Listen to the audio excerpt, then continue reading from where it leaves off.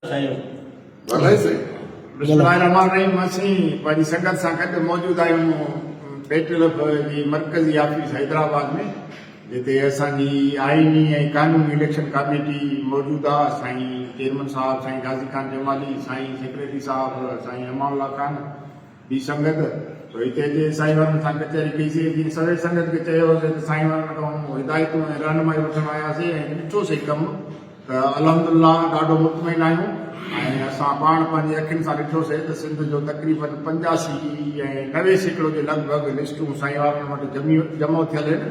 सिर्फ़ु 10-15 सैकड़ो जेके आहिनि सिंध जा उस्ताद या सिंध जा तालका न आया आहिनि।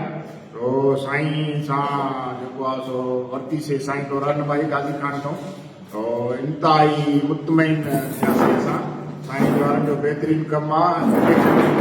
पंहिंजे ज़ोर ऐं शोर सां हलनि थी पई ऐं असांखे यकीन आहे, बल्कि पूरो यकीन आहे त 8 फेबरवरी ते साईं वारनि जेका इलेक्शन अनाउंस कई आहे उहा पंहिंजी तारीख़ ते थी वेंदी। हीअं त परे खां ॾिसूं पिया ॿुधूं पिया त सिंध पूरी अचे पई हिते, पर अॼु असां पंहिंजे अखियुनि सां अॼु ॾिठासीं। कंप्यूटर ते छोकिरो वेठो आहे, लिस्टनि ते कमु हले थो पियो ऐं असां पाण पंहिंजे अखियुनि सां ॾिठोसीं। उनजे करे मुंहिंजी सलाह आहे सिंध जे सभिनी उस्तादनि खे, अॻुवाणनि खे त पंहिंजी जेको आहे सो तयारी कनि ऐं 8 फेबरवरी जेका इलेक्शन आहे उन में हिसो वठनि त जीअं इलेक्शन जो चर्चो थिए। इंशाअल्लाह 8 फेबरवरी ते इलेक्शन थींदी। साईं वारनि जो वीहनि, साईं वारनि जो प्रोग्राम असां ॾिठोसीं, असांखे वणियो ऐं असां इंशाअल्लाह अॼु हितां जीअं वापसि मोटंदासीं त पंहिंजी इलेक्शन जी तयारी वञी कंदासीं। इंशाअल्लाह 7 तारीख़ ते असां पंहिंजा फार्म भरींदासीं।